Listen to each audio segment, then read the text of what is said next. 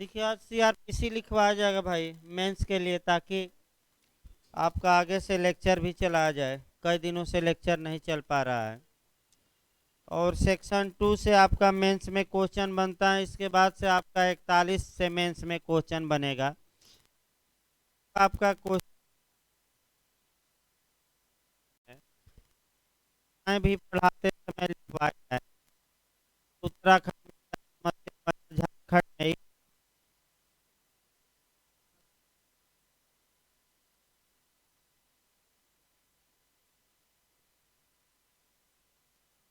तो उसको भी आपका कवर किया जाएगा। देखिए आपका कहाँ लिखवाया जा रहा था भाई, निकाल लीजिए। तो संगे पूरा हो गया था ना। संगे अपराध। हाँ देखिए आप भाई आगे हेडिंग डालिए, असंज्ञेय अपराध, नॉन कॉग्निजेबल ऑफेंस या असंज्ञेय अपराध। टिप्पणी में पूछा जाता है ज्यादा है, सब लिखिए असंज्ञेय अपराध, non cognizable offence. Paragraph change करके लिखिए भाई। अपराधों की गंभीरता के आधार पर, थोड़ा मॉडल चेंज किया जाए एक लाइन। अपराधों की गंभीरता के आधार पर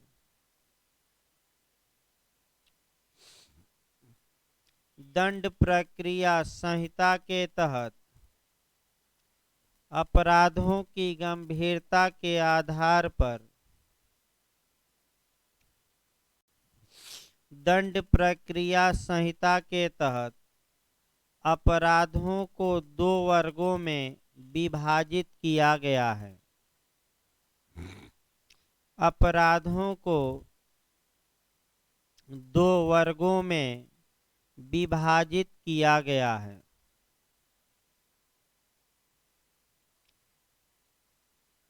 फर्स्ट लिखिए संज्ञेय अपराध। बैठिए भाई।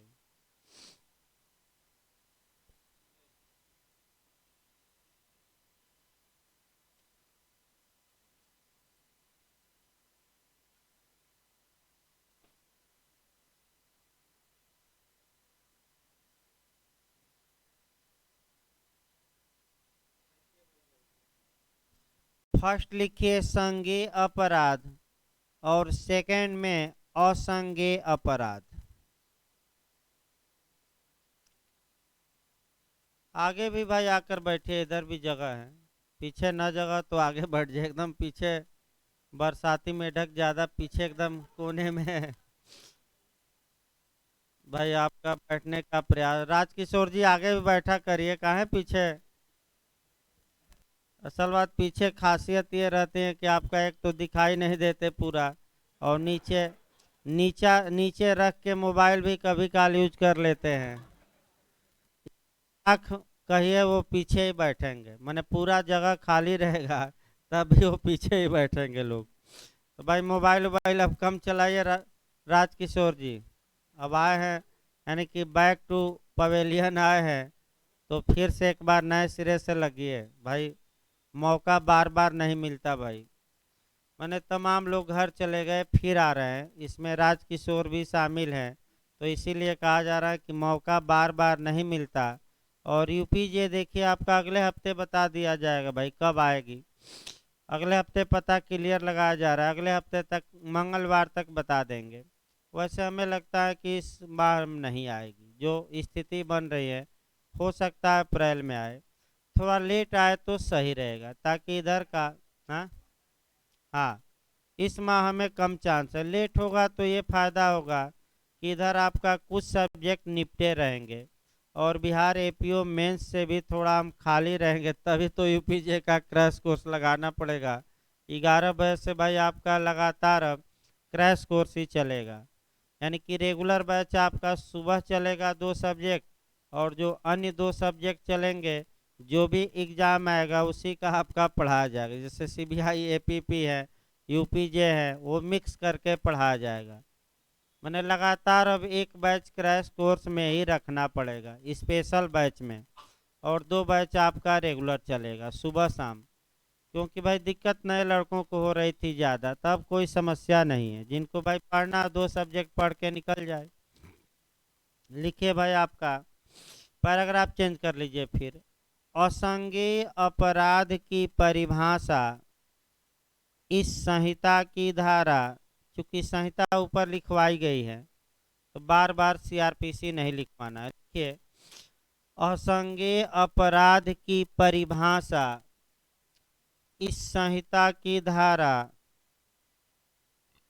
2L में दी गई है। कोष्ठ में एल लिखिएगा, स्मॉल एल।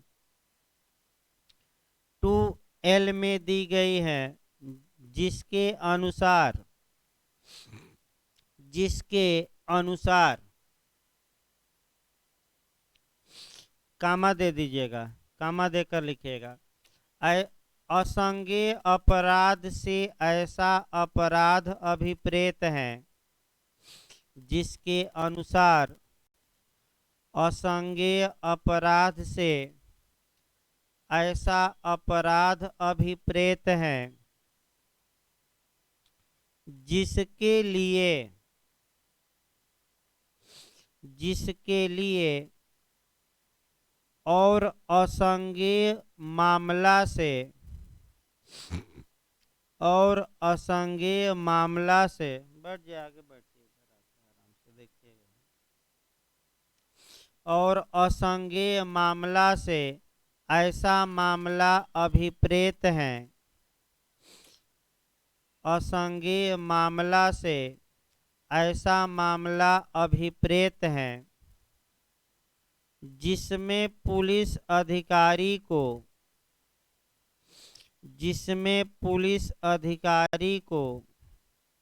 वारंट के बिना जिसमें पुलिस अधिकारी को वारंट के बिना गिरफ्तारी करने का प्राधिकार नहीं होता है। वारंट के बिना गिरफ्तारी करने का प्राधिकार नहीं होता है। पैराग्राफ चेंज करके लिखे, खड़ी पैर दे दीजिएगा, पैराग्राफ चेंज करिए। असंज्ञेय अपराध और असंज्ञेय मामला दोनों को परिभाषित किया गया है।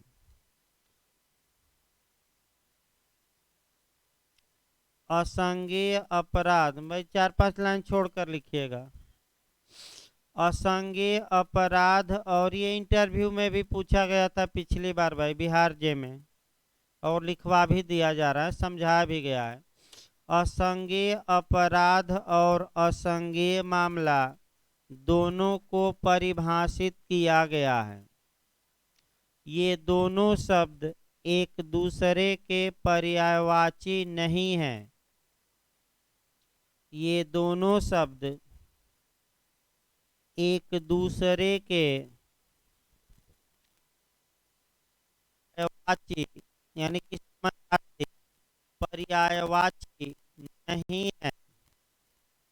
इसी लाइन में लिखे खड़ी कर, किसी घटना से होता है, मामले का संबंध घटना से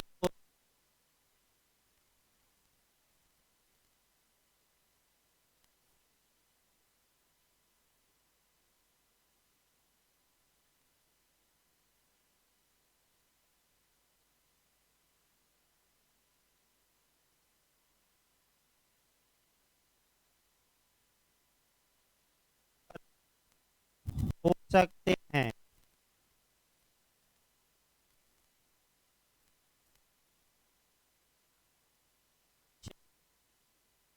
पर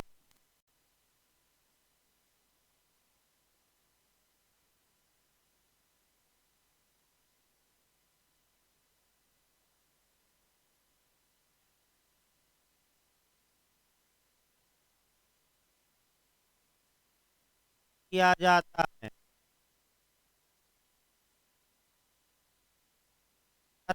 155 के क्लास 4 के अनुसार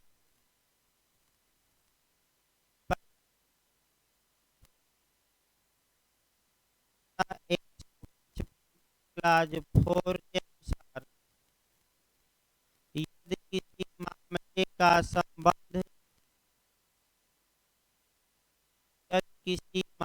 का संबंध ऐसे दो या अधिक अपराधों से है, मामले का संबंध ऐसे दो या अधिक अपराधों से है, कामा दीजिए, जिनमें से कम एक संज्ञेय है, जिनमें से कम एक संज्ञेय है, कामा दीजिए, तो उस मामले को संज्ञेय मामला समझा जाएगा। तो उस मामले को संज्ञेय मामला समझा जाएगा।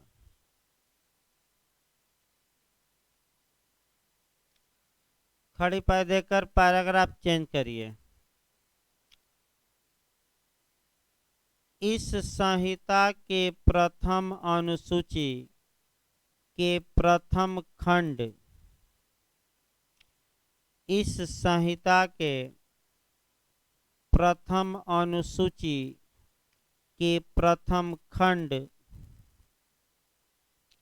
कामा दीजिए, जो केवल आईपीसी के तहत अपराधों के लिए है, कामा देकर लिखिएगा, जो केवल आईपीसी के तहत अपराधों के लिए हैं, फिर कामा दीजिए, के लिए हैं के बाद कामा, के स्तंभ नंबर 4 में, के स्तंभ नंबर 4 में जिन्हें असंज्ञेय बनाया गया है, जिन्हें असंज्ञेय बनाया गया है, वे असंज्ञेय अपराध कहे जाएंगे।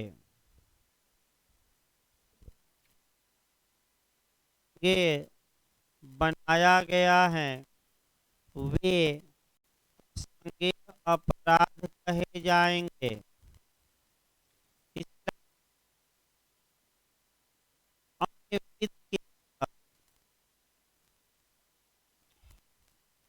अन्य विधि के तहत असंज्ञेय अपराध वे होंगे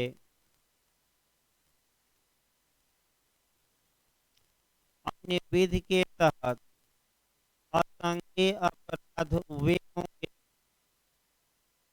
जिनका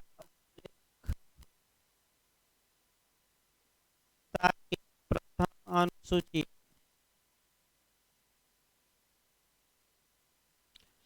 इस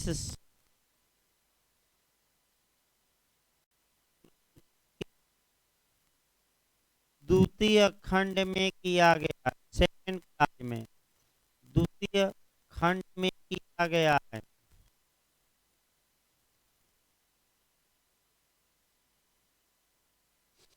द्वितीय खंड में किया गया है, इसी लाइन में लिखिएगा। ऐसे अपराध जिसमें दंड, ऐसे अपराध जिसमें दंड 3 वर्ष के कारावास से कम हो, ऐसे अपराध जिसमें दंड 3 वर्ष के कारावास से कम हो या केवल जुर्माना हो,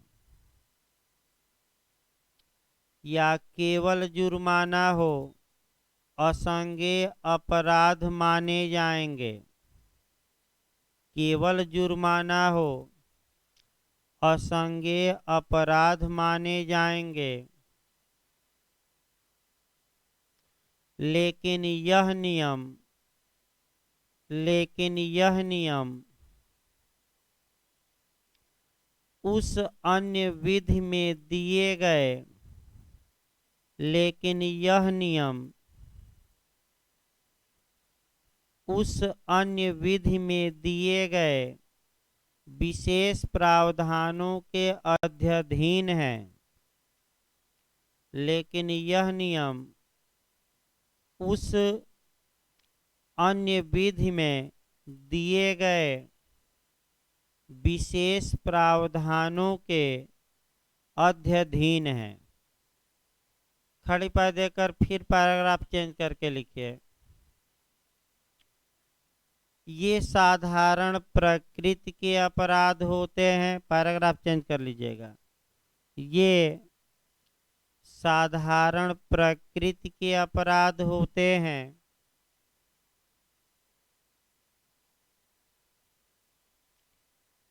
इसमें केवल पीड़ित ही प्रभावित होता है।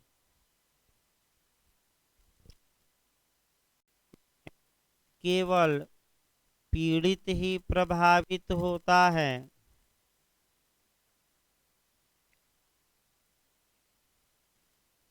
इस अपराध की सूचना धारा 155 के तहत 155 अपराध की सूचना धारा 155 के तहत केवल उस थाने के भार साधक अधिकारी को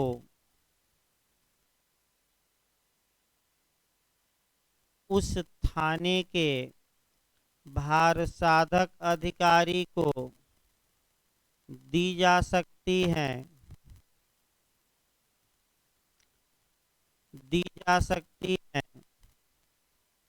जिसके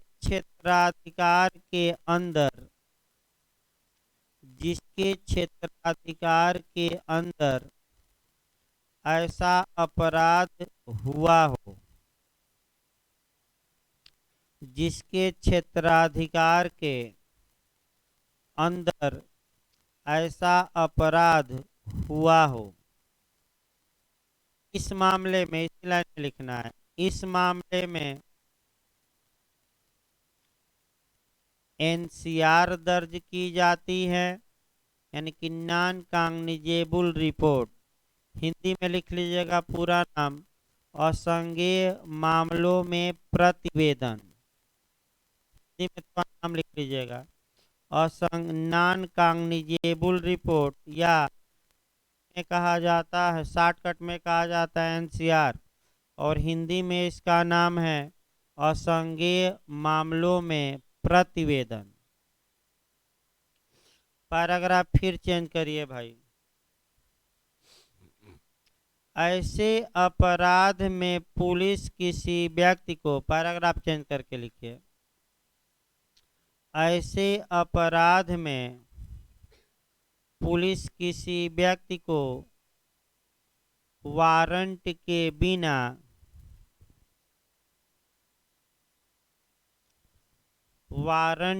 बिना गिरफ्तार करने का प्राधिकार नहीं रखती।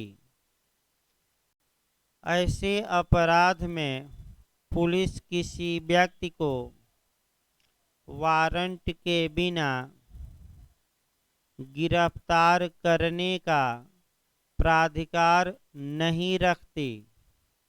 लेकिन इसी लाइन में लिखना है, लेकिन यह विधि का पूर्ण नियम नहीं है। लेकिन यह विधि का पूर्ण नियम नहीं है। धारा 42 में इसका अपवाद दिया गया है। धारा 42 मेंस के लिए अलग से भी ये बताया जाएगा, पूछा गया यूपी में।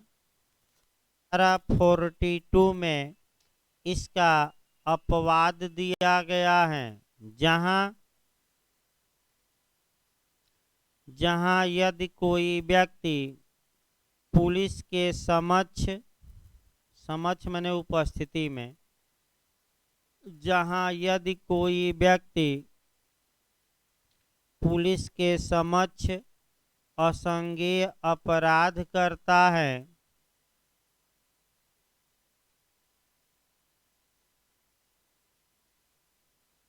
असंज्ञेय अपराध करता है या पुलिस की उपस्थिति में किसी व्यक्ति के विरुद्ध, या पुलिस की उपस्थिति में किसी व्यक्ति के विरुद्ध असंज्ञेय अपराध किए जाने का, असंज्ञेय अपराध किए जाने का अभियोग लगाया जाता है, इल्जाम, अभियोग लगाया जाता है,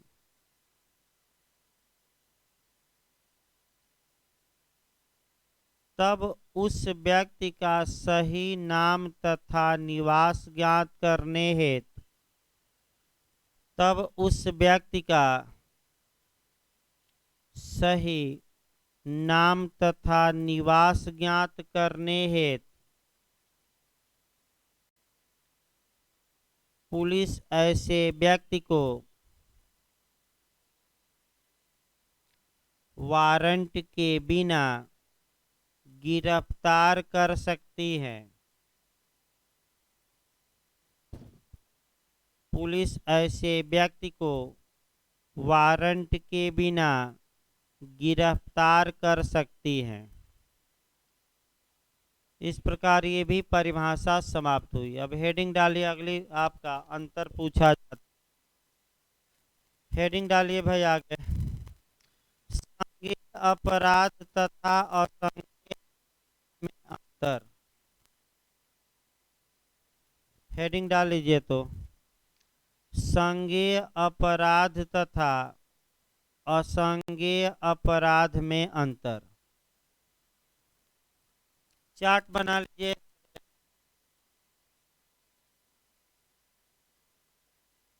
चार्ट बनाकर, लेकिन भूमिका एक दो लाइन लिख लीजिए, तब आपका 2 लाइन भूमिका, उसके बाद अंतर करा जाएगा। लिखिए,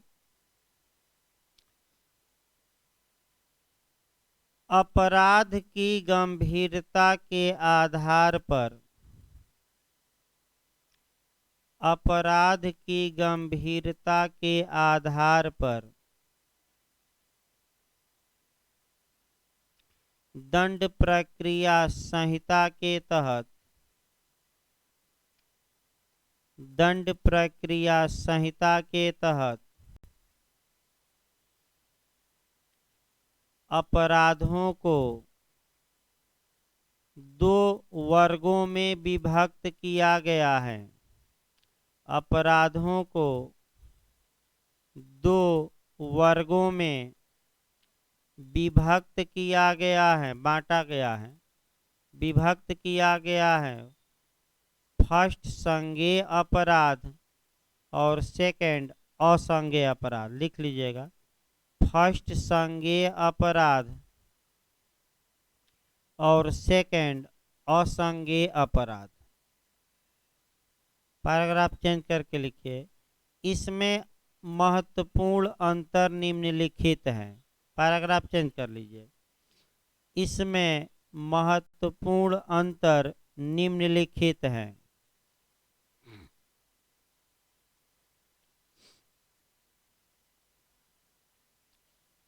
तो पहले आपका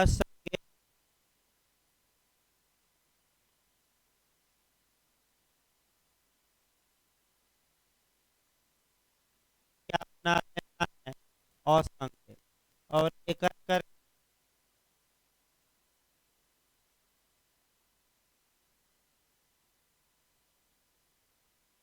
कम से कम 10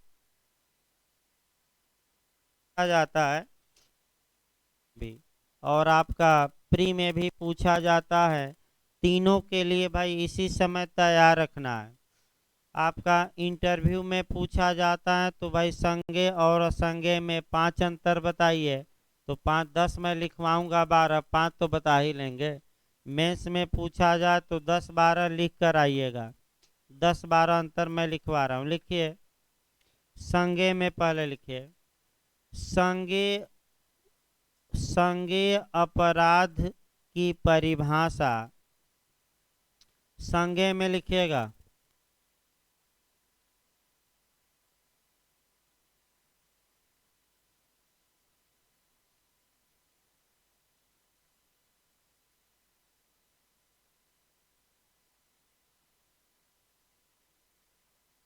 इस संहिता की धारा 2C में दी गई है,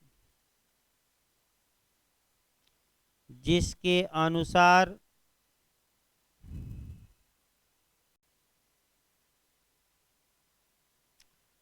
ऐसा अपराध या ऐसा मामला,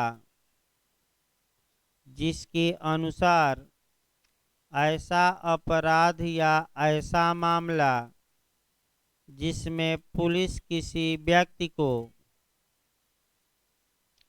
जिसमें पुलिस किसी व्यक्ति को वारंट के बिना गिरफ्तार कर सकती है। यानी कि पहला अंतर परिभाषा से दिखाइएगा, जिसमें पुलिस किसी व्यक्ति को वारंट के बिना गिरफ्तार कर सकती है। ये पहला अंतर आपका, ये पहला लिखवाया जा रहा अंतर। अब असंज्ञेय में लिखिए, असंज्ञेय अपराध वाले कॉलम में लिखिए, असंज्ञेय अपराध की परिभाषा 1 1 करके ही लिखिएगा। संज्ञेय अपराध की परिभाषा इस संहिता की धारा 2L में दी गई है। इस संहिता की धारा 2L में दी गई है, जिसके अनुसार ऐसा अपराध या ऐसा मामला, जिसके अनुसार ऐसा अपराध या ऐसा मामला जिसमें पुलिस किसी व्यक्ति को जिसमें पुलिस किसी व्यक्ति को वारंट के बिना गिरफ्तार नहीं कर सकती, जिसमें पुलिस किसी व्यक्ति को वारंट के बिना गिरफ्तार नहीं कर सकती, लेकिन इसी लाइन में अभी लिखना है, लेकिन धारा 42 में इसका अपवाद दिया गया है। लेकिन धारा 42 में इसका अपवाद दिया गया है। ये आपका पहला अंतर हमने परिभाषा से दिखाया। दूसरा लिखिए भाई, आपका दूसरा अंतर लिखिए,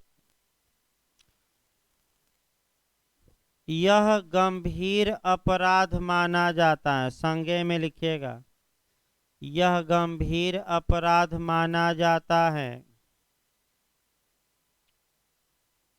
असंज्ञेय में लिखिए, यह साधारण अपराध माना जाता है।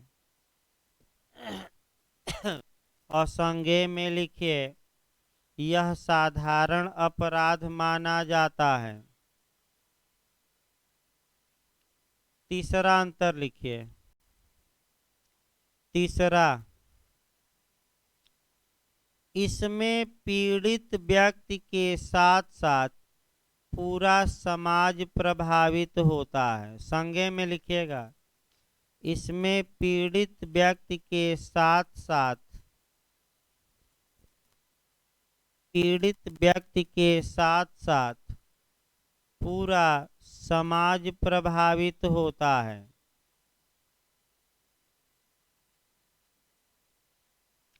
असंज्ञेय में लिखिए, इसमें केवल पीड़ित ही प्रभावित होता है। इसमें केवल पीड़ित ही प्रभावित होता है। चौथा अंतर लिखिए। इसमें अभियोजन सरकार द्वारा स्वयं चलाया जाता है। संज्ञा में लिखना है, इसमें अभियोजन सरकार द्वारा स्वयं चलाया जाता है। माने अभियुक्त के खिलाफ कौन लड़ती है? सरकार। स्वयं चलाया जाता है। असंज्ञा में लिखिए, इसमें अभियोजन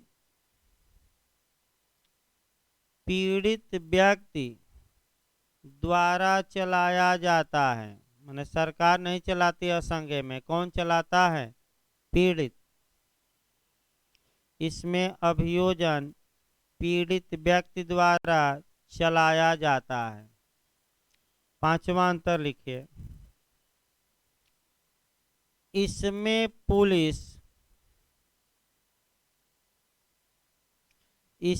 पुलिस मजिस्ट्रेट के आदेश के बिना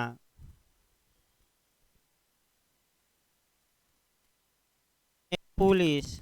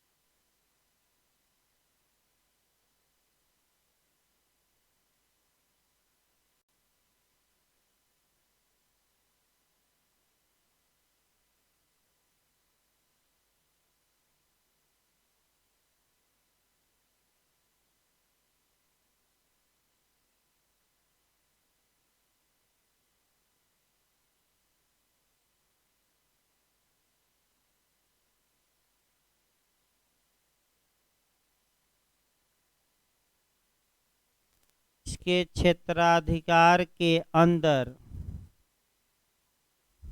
अपराध हुआ हो जिसके क्षेत्राधिकार के अंदर अपराध हुआ हो, सबको नहीं। अगला अंतर लिखिए,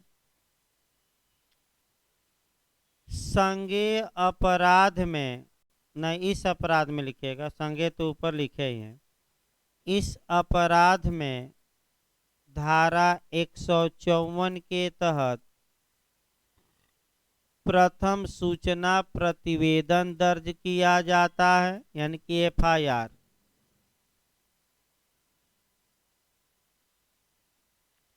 इस अपराध के तहत, या इस अपराध में लिख सकते हैं, इस अपराध में धारा 154 के तहत प्रथम सूचना प्रतिवेदन दर्ज किया जाता है, यानी कि एफआईआर, फर्स्ट इंफॉर्मेशन रिपोर्ट। असंज्ञेय में लिखिए, इस अपराध में, असंज्ञेय में लिखिएगा, इस अपराध में धारा 155 के तहत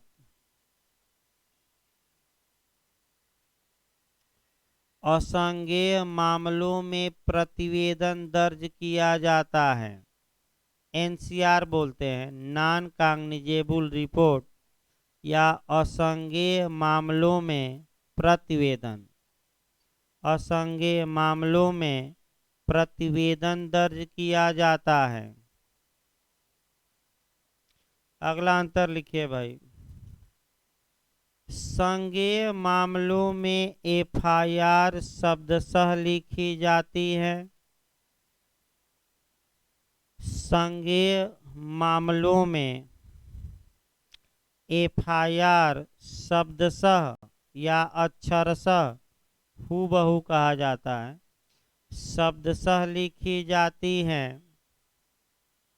असंज्ञेय में लिखिए, असंज्ञेय मामलों में एनसीआर के तहत मामले का सार लिखा जाता है।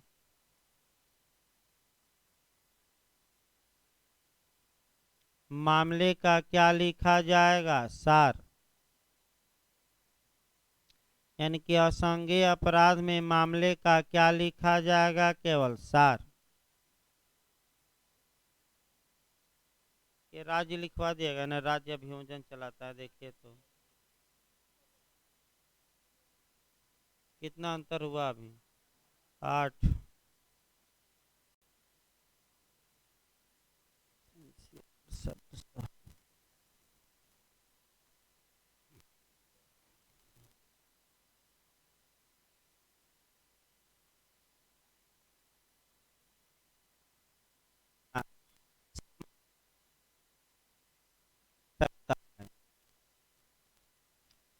इस अपराध की सूचना समाज का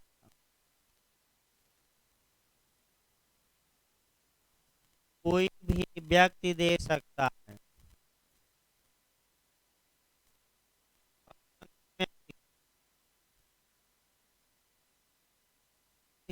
सूचना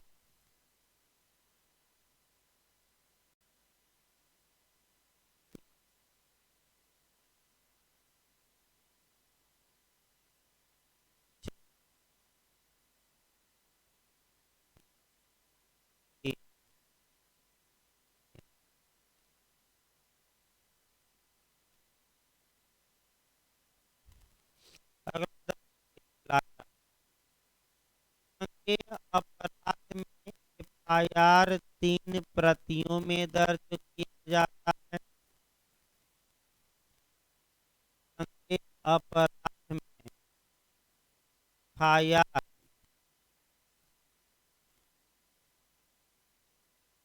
प्रतियों में,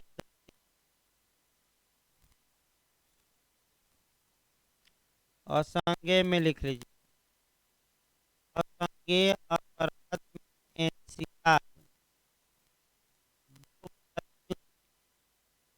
है।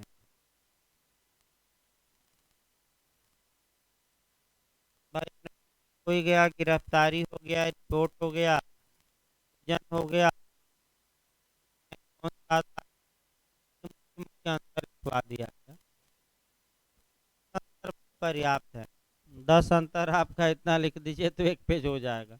अगली परिभाषा लिखिए भाई, शुरुआती दौर में ज़्यादा परिभाषा है, बीच में छोड़ना है, फिर लास्ट में एक दो परिभाषा मिलेगी। अगला परिभाषा लिखिए कंप्लेंट या परिवाद, हेडिंग डालिए। अगला आपका लिखिए प्रश्न बना लीजिए, परिवाद को परिभाषित करिए। टिप्पणी लिखने के लिए आ जाता है, परिवाद पर टिप्पणी लिखिए। तो भाई 1.5 पेज में समाहित कर देना है टिप्पणी में।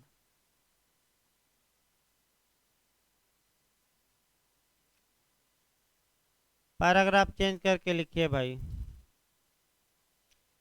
किसी अपराध के घटित होने पर, भूमिका 2 लाइन लिखिए, उत्तर लिखिए इसका। किसी अपराध के घटित होने पर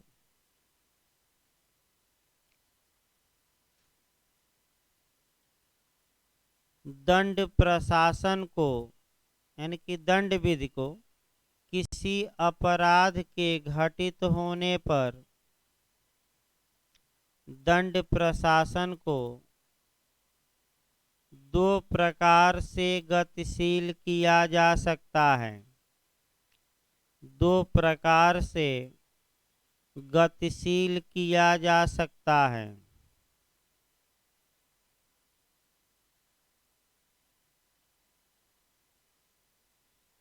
दो प्रकार से लिखिए, प्रथम प्रकार के तहत, प्रथम प्रकार के तहत उस अपराध की सूचना थाने के भार साधक अधिकारी को दी जा सकती है। प्रथम प्रकार के तहत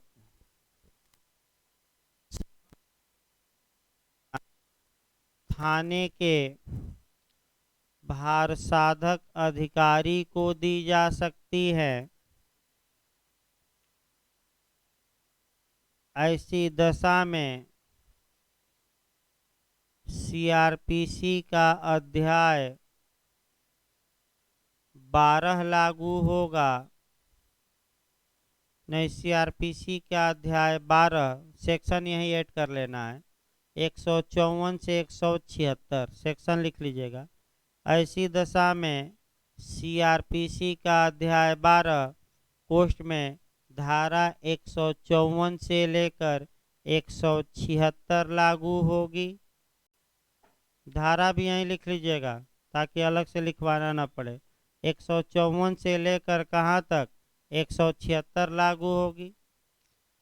लिखिए, आपका इसी लाइन में लिख सकते हैं या पैराग्राफ चेंज करके भी। द्वितीयतः उस अपराध के बारे में, द्वितीयतः यानी कि सेकेंडरी, सेकेंड नियम क्या है, द्वितीयतः उस अपराध के बारे में मजिस्ट्रेट के समक्ष परिवाद किया जा सकता है। मजिस्ट्रेट के समक्ष परिवाद किया जा सकता है।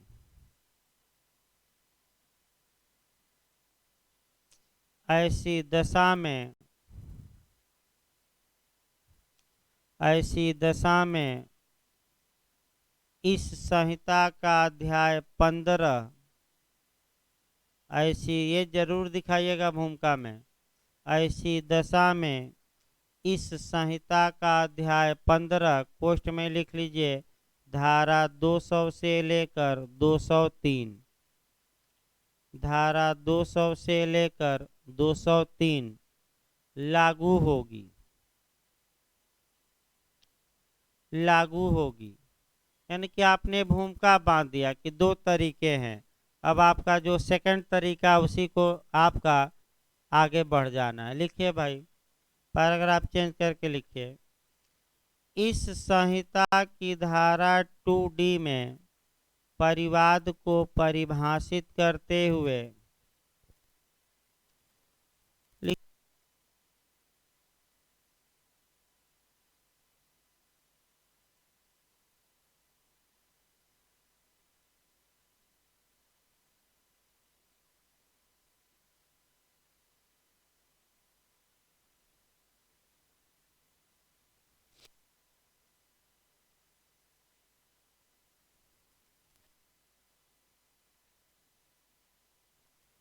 परिवाद से इस संहिता के अधीन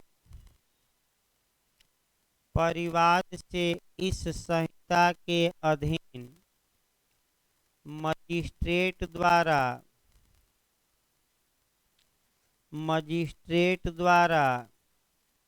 कार्यवाही किए जाने की दृष्टि से मजिस्ट्रेट द्वारा कार्यवाही किए जाने की दृष्टि से मौखिक या लिखित रूप में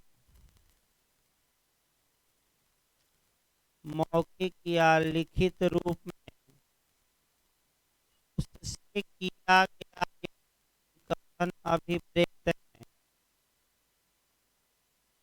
मौखिक या लिखित रूप में उससे किया गया यह अभिकथन अभिप्रेत है। कथन अभिप्रेत है, कामा दीजिए, कामा देकर लिखिएगा। किसी व्यक्ति ने कामा दीजिए कि किसी व्यक्ति ने चाहे वह ज्ञात हो या अज्ञात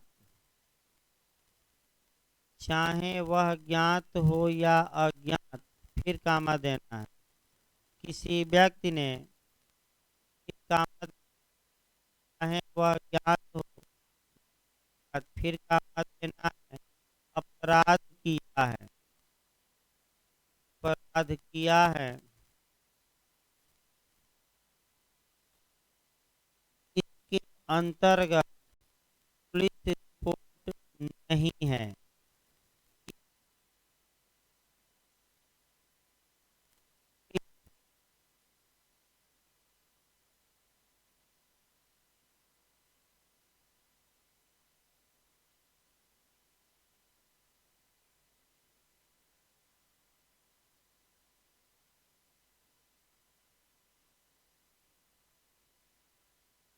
क्वेश्चन लिख पाइए।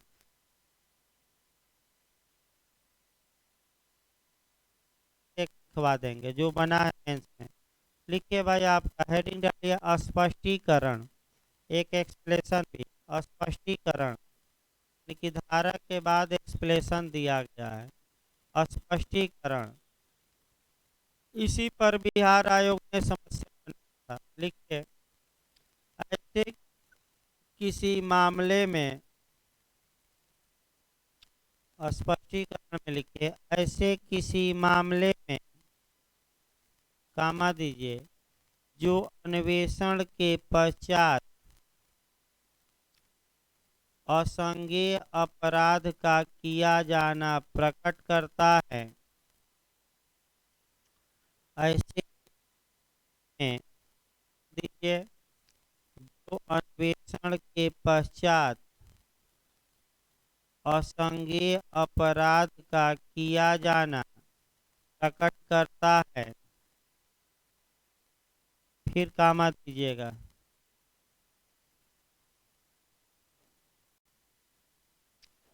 पुलिस अधिकारी द्वारा दी गई रिपोर्ट, पुलिस अधिकारी द्वारा दी गई रिपोर्ट परिवाद समझी जाएगी। पुलिस अधिकारी द्वारा दी गई रिपोर्ट परिवाद समझी जाएगी और वह पुलिस अधिकारी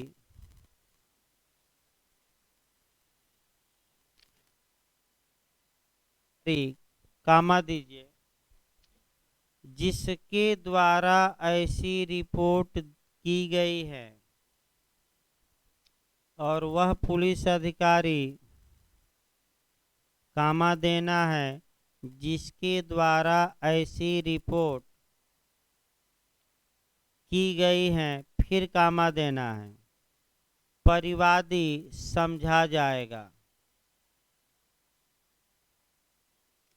परिवादी समझा जाएगा। देखिए, अगर समय न रहे तो इतना पर ही स्टॉप कर दीजिएगा लिख के। उपाय बताया जा रहा है। अगर आपके पास व्याख्या करने का कंपटीशन में समय न हो तो इतने पर ही क्या कर देना है, आंसर को रोक देना है, और समय रहे तब आगे व्याख्या बढ़ाइए। उपाय भी बताया जा रहा है। कम लिखना हो तो क्या करेंगे, और कम लिखना हो तो केवल ऊपर भूमिका न बांध के परिभाषा लिखिए।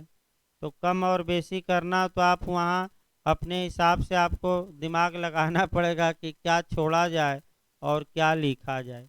तो उसका भी पैराग्राफ चेंज करके लिखिए। उपर्युक्त परिभाषा के विश्लेषणोपरांत लिखिए, उपर्युक्त परिभाषा के विश्लेषणोपरांत परिवाद के निम्नलिखित आवश्यक तत्व दर्शित होते हैं। उपर्युक्त परिभाषा के विश्लेषणोपरांत परिवाद के निम्नलिखित आवश्यक तत्व दर्शित होते हैं।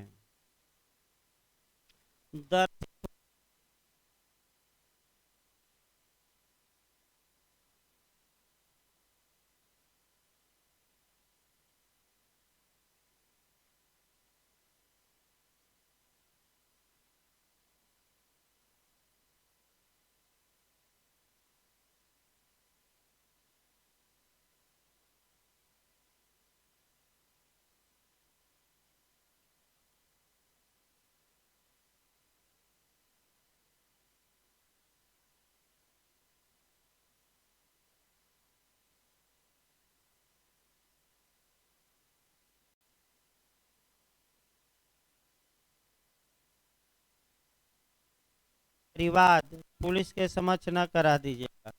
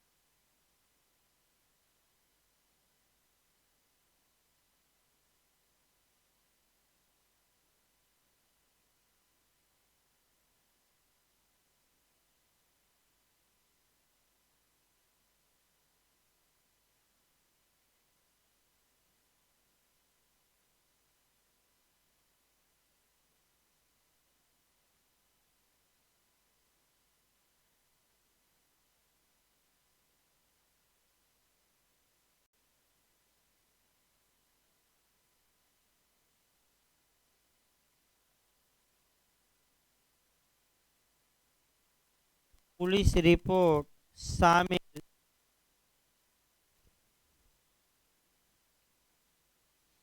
पैराग्राफ चेंज करके भाई लिखिए। अब आपका आवश्यक तत्व हो गया, फिर पैराग्राफ चेंज करिए।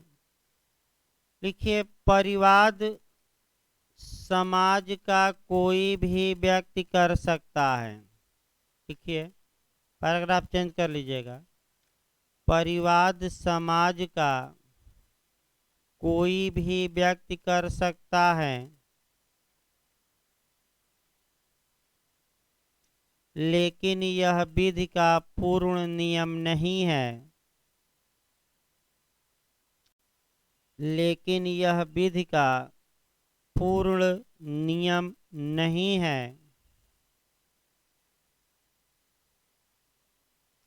धारा 195 से लेकर 199 तक में, 195 से 199 पूरा लिखिएगा। धारा 195 से लेकर 199 तक में आने वाले मामलों में कुछ विशिष्ट व्यक्ति ही परिवाद कर सकते हैं। कुछ विशिष्ट व्यक्ति ही परिवाद कर सकते हैं।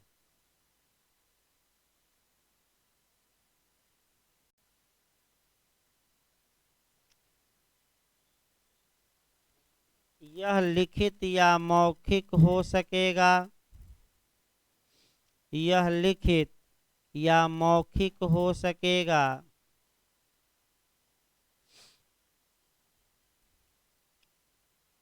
संज्ञेय तथा असंज्ञेय दोनों अपराधों में किया जा सकेगा। ये प्री में भी आता है कि परिवाद किस अपराध में, तो संज्ञेय में भी और किस में, असंज्ञेय। इस बार यूपीजे में 2018 में पूछा गया था। यह संज्ञेय एवं असंज्ञेय दोनों अपराध में किया जा सकता है।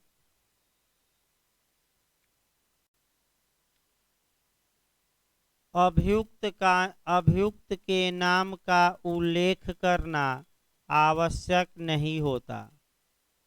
जरूरी नहीं है नाम दिया जाए। अभियुक्त के नाम का उल्लेख करना आवश्यक नहीं होता।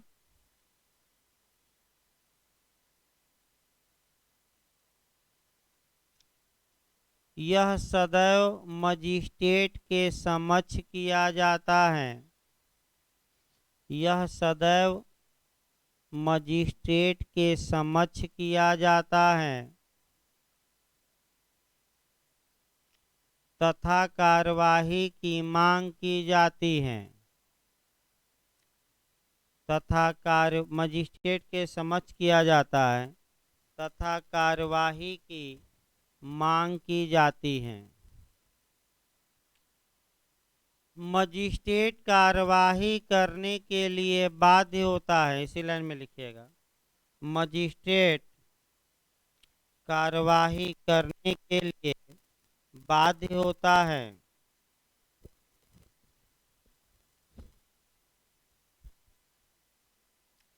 पैराग्राफ चेंज कर लीजिए।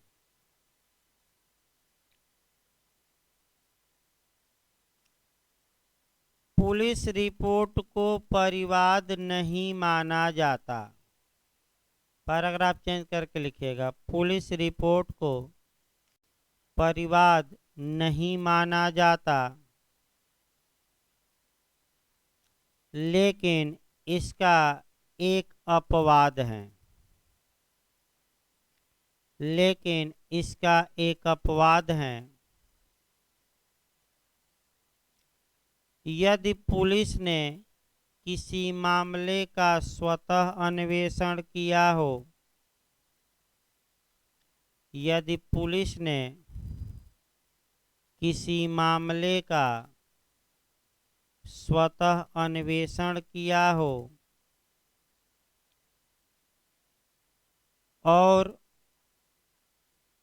और असंज्ञेय अपराध घटित होने की रिपोर्ट और असंज्ञेय अपराध घटित होने की रिपोर्ट मजिस्ट्रेट को भेजी हो, मजिस्ट्रेट को भेजी हो, तब ऐसी पुलिस रिपोर्ट को परिवाद समझा जाएगा। तब ऐसी पुलिस रिपोर्ट को परिवाद समझा जाएगा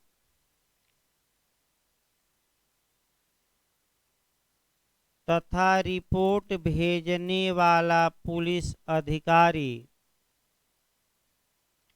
तथा रिपोर्ट भेजने वाला पुलिस अधिकारी परिवादी समझा जाएगा। परिवादी समझा जाएगा। पैराग्राफ चेंज करिए। एक लाइन और 2 लाइन लिखना है, तब आगे बढ़ा जाए। लिखिए भाई। परिवाद पर मजिस्ट्रेट किस प्रकार कार्यवाही करेंगे? विवाद पर मजिस्ट्रेट किस प्रकार कार्यवाही करेंगे? इसका उल्लेख इस संहिता की धारा 200 से लेकर 203 तक में किया गया है।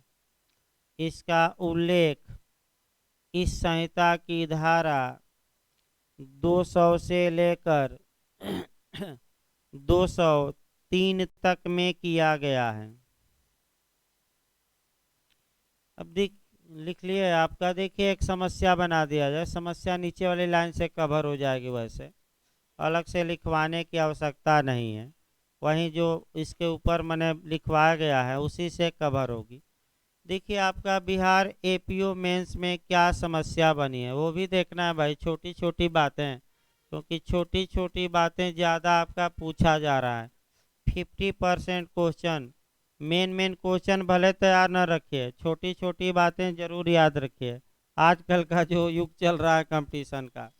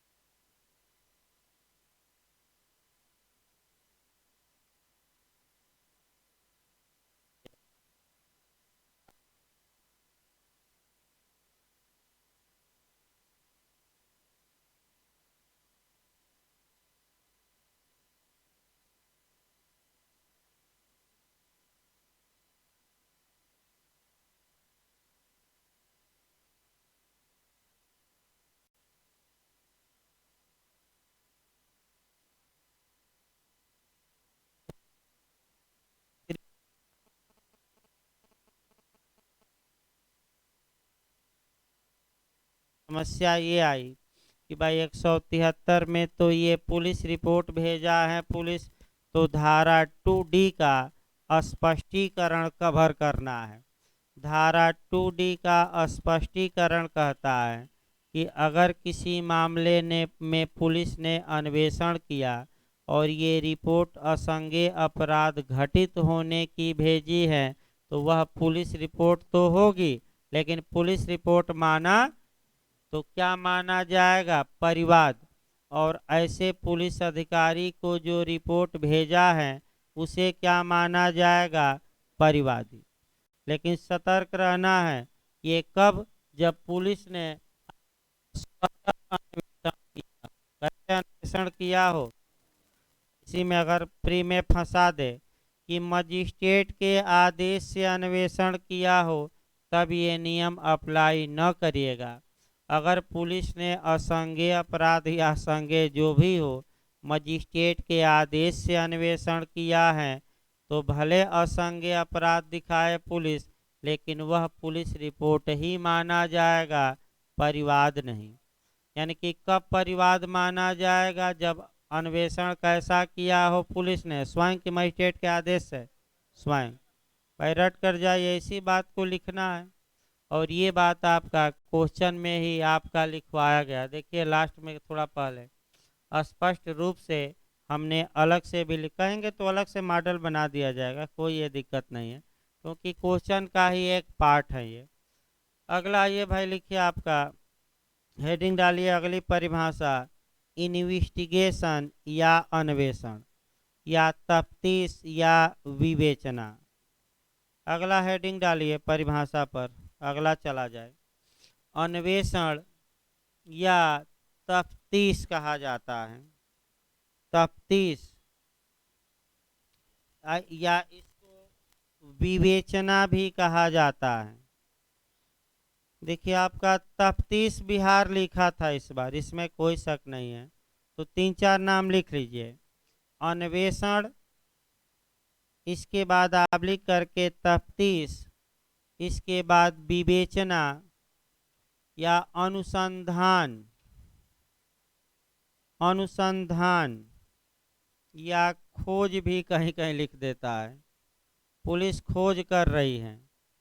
अनुसंधान या खोज, इंग्लिश में इन्वेस्टिगेशन, इंग्लिश वर्जन में क्या देगा, इन्वेस्टिगेशन। लिखिए भाई इसको, लिखिए उत्तर लिखिए इसका। दंड प्रक्रिया संहिता 1973 की धारा 2H में,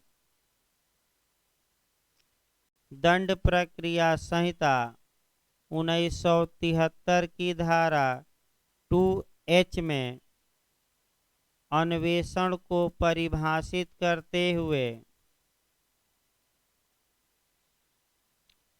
अन्वेषण को परिभाषित करते हुए यह कहा गया है कि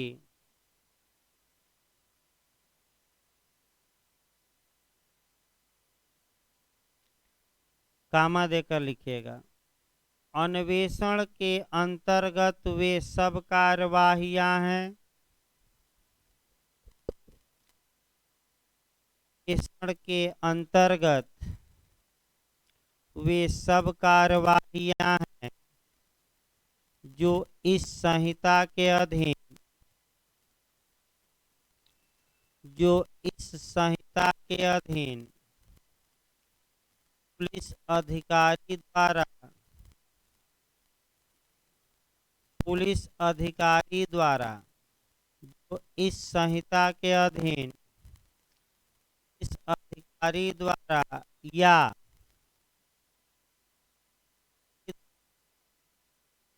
बाद में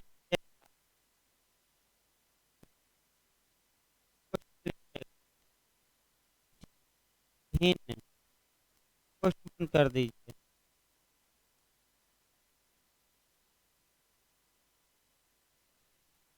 भी किसी भी ऐसे व्यक्ति द्वारा जो मजिस्ट्रेट द्वारा इस निमित्त प्राधिकृत किया गया है, किसी भी ऐसे व्यक्ति द्वारा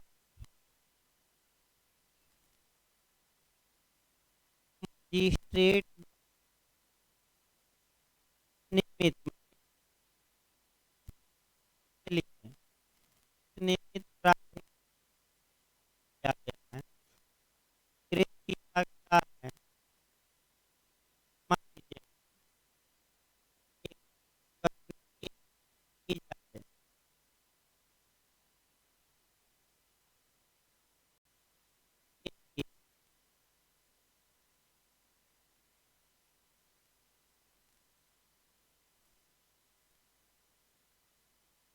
खड़ी बात करा के लिखिए।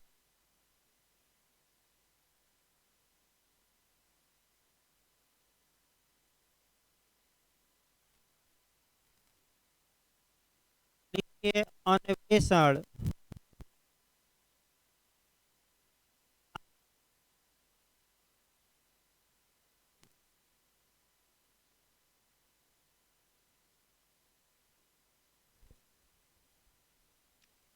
अन्वेषण सामान्यतः पुलिस अधिकारी द्वारा किया जाता है। मजिस्ट्रेट स्वतः अन्वेषण नहीं कर सकता। मजिस्ट्रेट स्वतः अन्वेषण नहीं कर सकता, लेकिन किसी व्यक्ति को अन्वेषण के लिए प्राधिकृत कर सकता है। मजिस्ट्रेट स्वतः अन्वेषण नहीं कर सकता, लेकिन किसी व्यक्ति को अन्वेषण के लिए प्राधिकृत कर सकता है। इसका मुख्य उद्देश्य साक्ष्य का एकत्रीकरण होता है। इसका मुख्य उद्देश्य साक्ष्य का एकत्रीकरण होता है।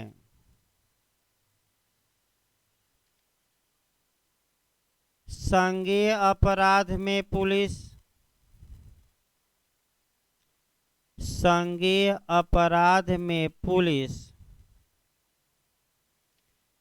इस संहिता की धारा 156 के क्लाज 1 के तहत संज्ञेय अपराध में इस संहिता की धारा 156 के क्लाज 1 के तहत स्वतः अन्वेषण कर सकती है।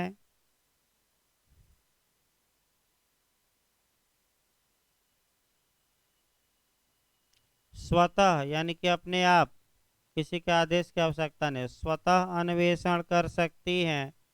जबकि खंड 3 के तहत, बार बार धारा ना रिपीट करिए, जबकि खंड 3 के तहत मजिस्ट्रेट भी अन्वेषण का आदेश दे सकता है।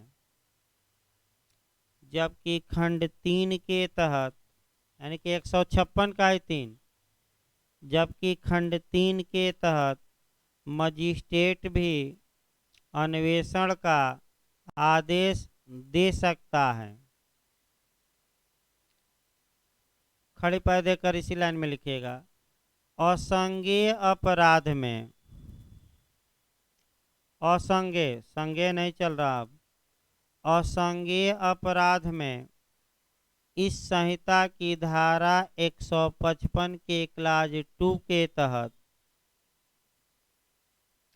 असंज्ञेय अपराध में इस संहिता की धारा 155 के क्लाज 2 के तहत पुलिस मजिस्ट्रेट के आदेश के बिना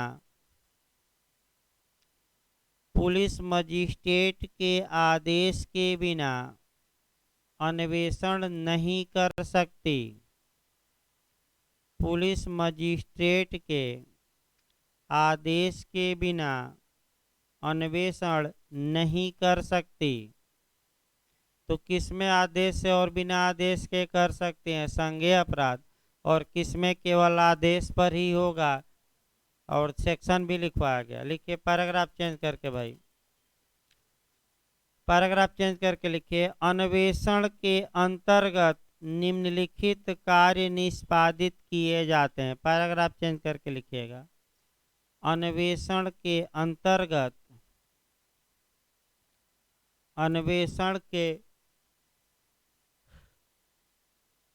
अंतर्गत निम्नलिखित कार्य निष्पादित किए जाते हैं। अब फर्स्ट सेकंड करके पैराग्राफ चेंज करके लिखिए क्या क्या होता है। स्थल का निरीक्षण करना, ये भी इन्वेस्टिगेशन में आएगा। फर्स्ट लिखिए भाई पुलिस क्या क्या करेगी। तो फर्स्ट में लिखना है घटना स्थल का निरीक्षण करना,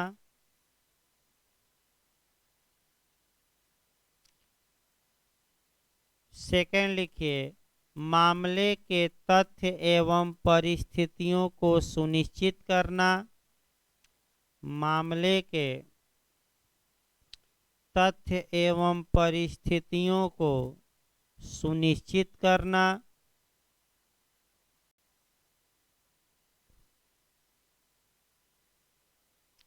तीसरा लिखिए, साक्ष्य एकत्र करना। मुख्य उद्देश्य यही है, क्या करना, साक्ष्य एकत्र करना। ये ऊपर भी लिखवाया गया है, साक्ष्य एकत्र करना। अगला लिखिए, संदेहप्रद अपराधी की खोज करना एवं गिरफ्तारी करना। संदेहप्रद अपराधी को, अपराधी की लिखिएगा, संदेहप्रद अपराधी की खोज करना एवं उसे गिरफ्तार करना।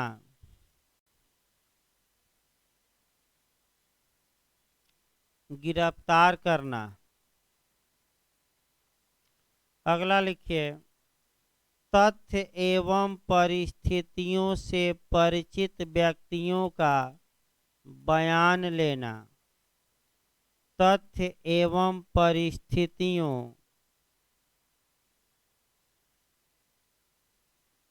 से परिचित व्यक्तियों का बयान लेना, माने स्टेटमेंट, कथन रिकॉर्ड किया जाता है, बयान कहा जाता है भाई, या स्टेटमेंट या कथन। बयान ही ज़्यादा सब यूज होता है, यूज जो होता है ज़्यादा बयान, पुलिस ने बयान दर्ज किया, ये यूज होता है। अगला लिखिए,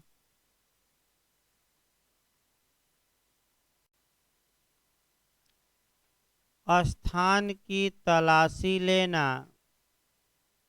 स्थान की तलाशी लेना एवं वस्तुओं को जब्त करना। स्थान की तलाशी लेना, ये भी अन्वेषण में ही आएगा। स्थान की तलाशी लेना एवं वस्तुओं को जब्त करना, जैसे चोरी का माल है इत्यादि।